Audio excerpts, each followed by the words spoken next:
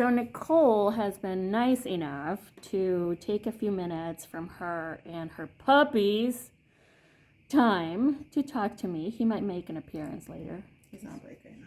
He's very cute. He's on break.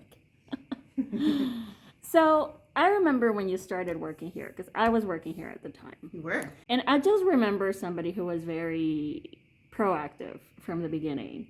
Like you would go out and sweep the sidewalk, and you would, like set things up in a very visually interesting way. And I was like, this girl has it going on, and then you became the owner. Is this a dream of yours? Yeah. I came, or my history was like in big box retail. So, but not more of a behind the scenes role. So I was a visual merchandiser. And I would get relocated kind of every couple years to like revamp a store or to open a new store. Okay.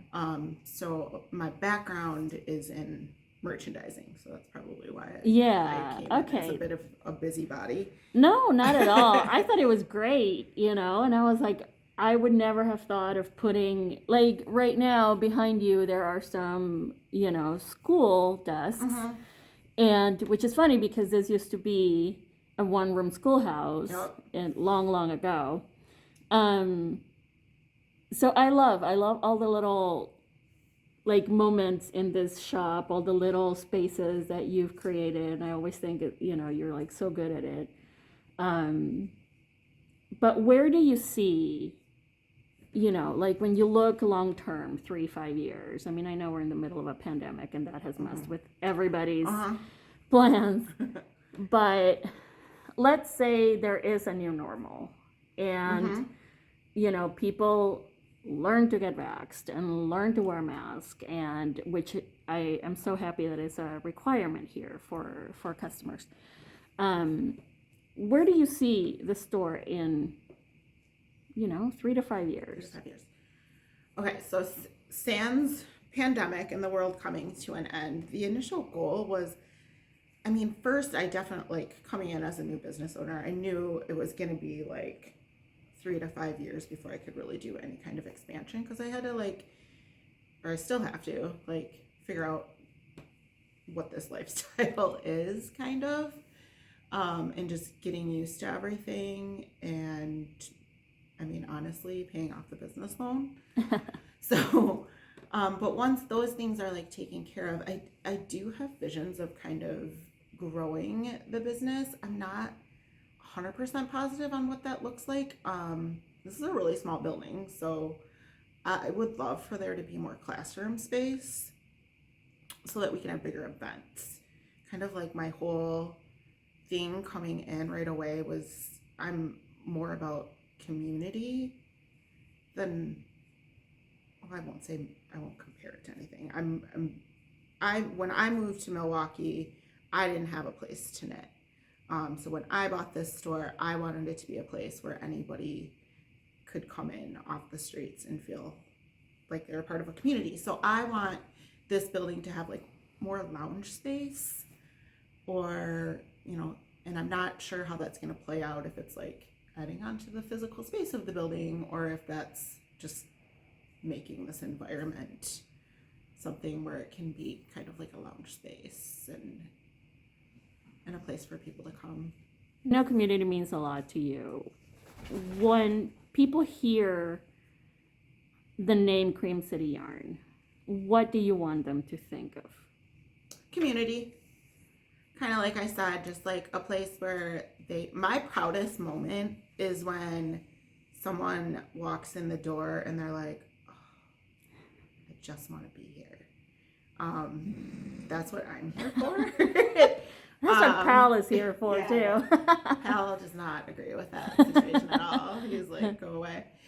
But yeah, that's kind of how, and this is just in my mental head, I often think of the feeling I get when I walk into a yoga studio, where I'm just like, I'm here, I have an hour, to practice my yoga. And that's how I want people to feel when they come in here. Like, oh, I'm at the yarn store. This is where I have things in common with people. And I am feel welcomed here. and it's warm and inviting in here and I'm accepted here. Yeah. So that's kind of what I want Crimson Yarn to mean. What's the best part, other than squishing all the yarn and getting to see all the new yarns, which I see a few peeking right there? Mm-hmm. What is the best part of being a yarn shop owner? Well, that feeling that you get when people, that feeling when people walk in and they feel relaxed, and also like I often like do my paperwork and stuff while there's a class going on or something, and I love hearing the classes. Sometimes I get like people saying like, this is where I met all my friends, or like, we've been taking this class together forever, and we've, you know, like I have certain groups of customers that like take the same class over and over again so they can be with their friends, and like I just love hearing that. I love that like this is their place to come to meet with their friends and to hang out, and that they connect outside of the store, and that it's all just like one big happy family. And like every once in a while they'll like connect with me on their little like group chats in their class, and it's just like it's so wonderful that everybody's like making friends, and that they relate Cream City Yarn to a good experience. Nice. Yeah. I've I've kept in touch with, I wouldn't even say kept in touch, like you guys are my friends. I always say that I found a new family when I was working here, and I also keep in touch with people that bought yarn here, that we chatted a couple times, and then we added each other on Instagram, and we talk almost every day. And you see what they're working on, and they see what you're working on. Yeah. Now, a couple of those people that I've met has been through virtual events, because you guys do virtual classes and virtual events, which I think right now is perfect for so many people. Online classes are a little bit more advanced. They're usually sweater classes. Okay. And Dina is our main online teacher. So she's good at the technology and recording the videos and stuff. And she's a more advanced knitter. So that's kind of why that just kind of falls that way. Okay. But you also have various Zoom events. Yep. Just for people, like I think there's a fair aisle. There's a fair aisle, and then based on COVID numbers, we often just like switch our open nets to Zoom. And those are really just more social things. I mean, obviously, if anybody has questions or they like want to see something, like we try to help as best we can, but it's not really a class. It's more, those things are more about community and just socializing and touching base with each other. How has it been getting through these last couple of years? Interesting.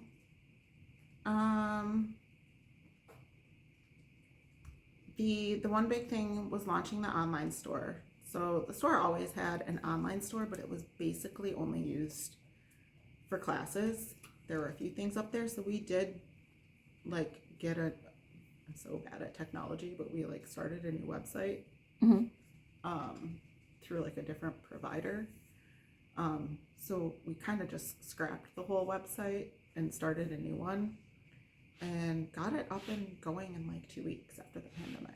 So I was you guys offer a lot of your inventory is online, which is almost everything except for buttons. Or buttons would that be are very like too hard to ship. Right. Yeah, buttons would be. Baba. Hi. Yeah, that would definitely be difficult with the buttons. But it's very nice. I like that, if I see something, I can always, I'm local, I'm 20 minutes away. But if I see something, I'm like, I'm going to grab it before anyone else does. And they run out, because they do.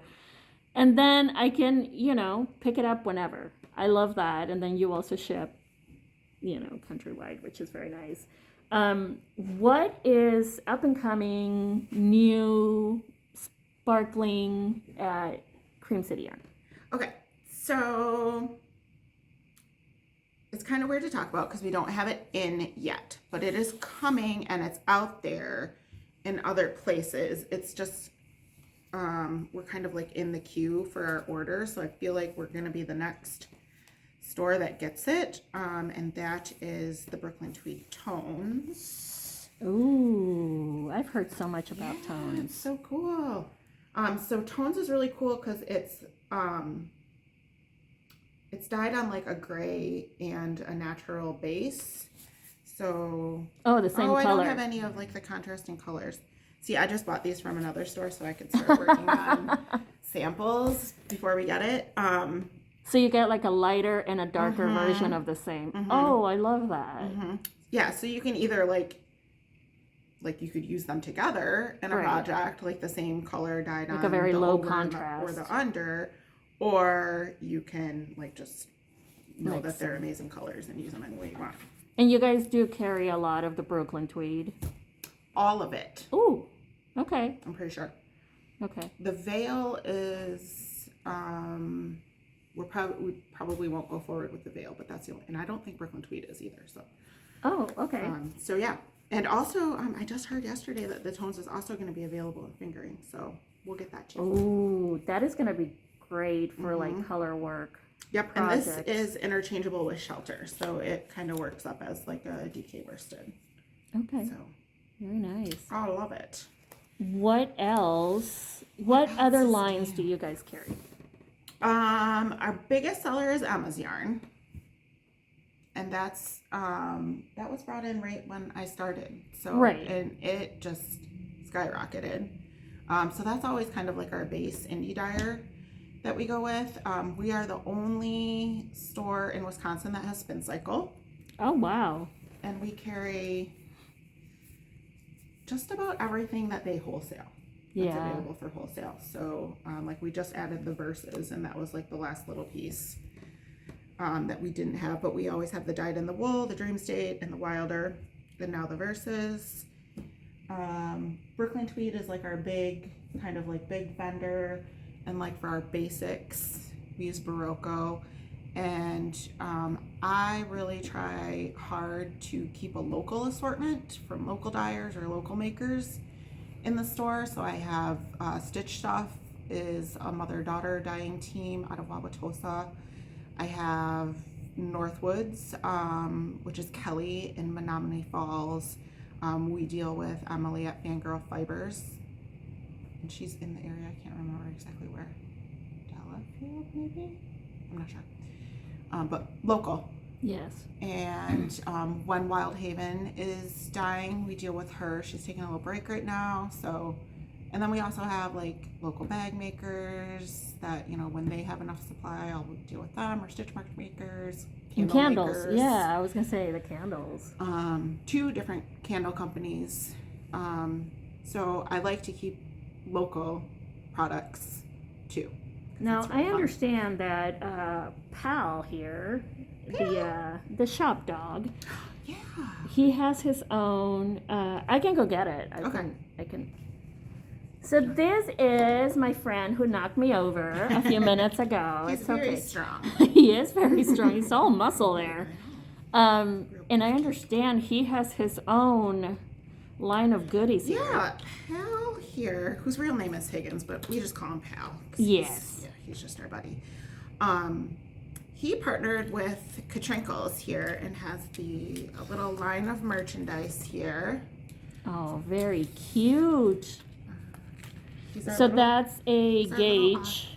So we have, the gauge, the needle gauge, and the gauge ruler on this one. And then this one is your needle gauge keychain. And then we have wood and acrylic, right side, wrong side. Guys. Oh, how fun. And the right side, wrong side has his face for right side and his butt for wrong side. He does not have a wrong side. How dare you? That's true. But yeah, so he did that.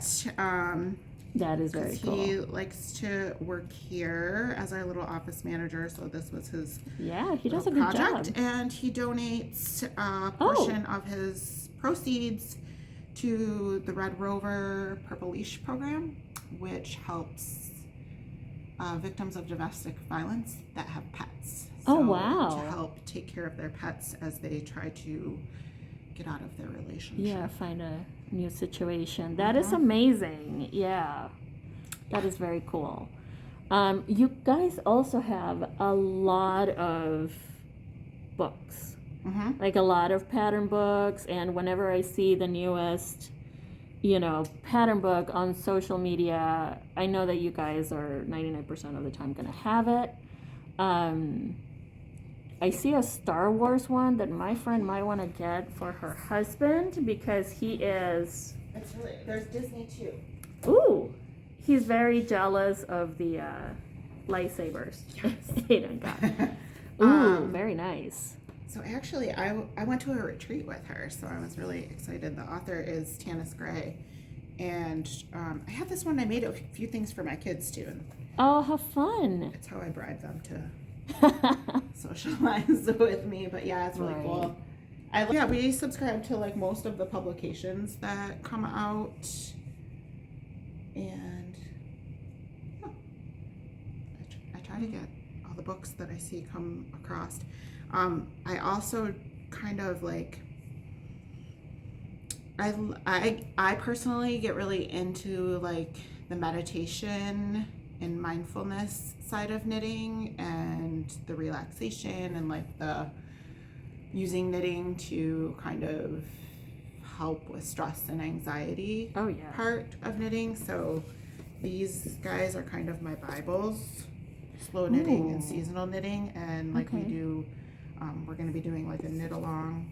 It's not really a knit along, it's just kind of like a group where we can like discuss techniques for using Oh, very knitting nice. to reduce stress or how to not be stressed about your knitting.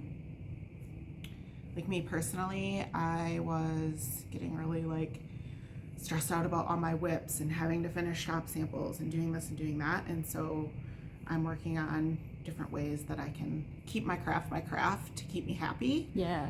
instead of stressing me out. And I haven't read this one yet, it's new, so Ooh. that one's pretty cool too. Yeah, I I've try to seen keep a that lot of one. things like that around too, and I just ordered a bunch of the Stephanie Pearl McBee ones too, which Okay. has like less patterns and more just like reading for knitters. Very cool. Well, thank you so much for taking time and meeting me a little bit before the shop opens, and for bringing Pal, who is so sweet. That's never good. That's all right. Sure, he's making something. Come. Yeah. He's working on his paperwork. Yeah, I mean, he has whips. Come on. And thank you so much, Thank Nicole. you. Take care.